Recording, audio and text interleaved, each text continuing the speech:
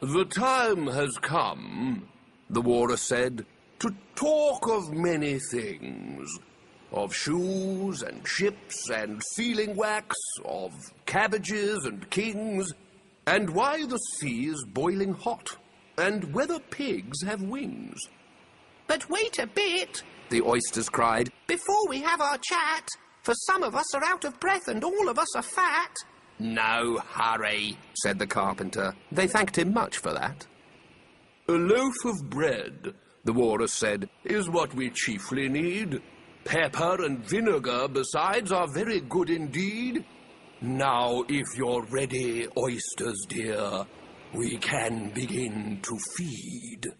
But not on us, the oysters cried, turning a little blue. After such kindness, that would be a dismal thing to do. The night is fine, the walrus said. Do you admire the view? It was so kind of you to come, and you are very nice. The carpenter said nothing but, cut us another slice. I wish you were not quite so deaf. I've had to ask you twice. It seems a shame, the walrus said, to play them such a trick, after we've brought them out so far and made them trot so quick. The carpenter said nothing but, the butter's spread too thick. I weep for you, the walrus said. I deeply sympathize.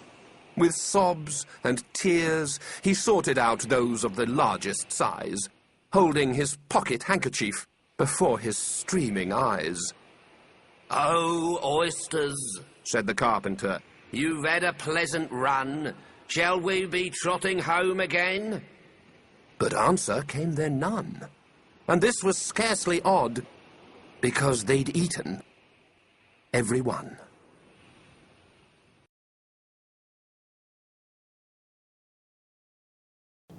Oh, they've been incredibly important.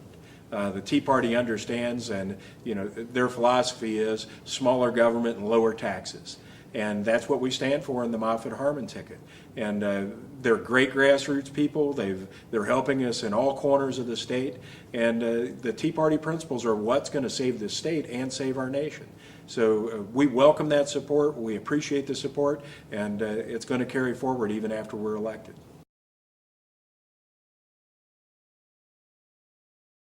Well, once we're elected, each legislator will understand that the Tea Party has some real political capital in Kentucky, and of course we'll expend that to pass as much as we can.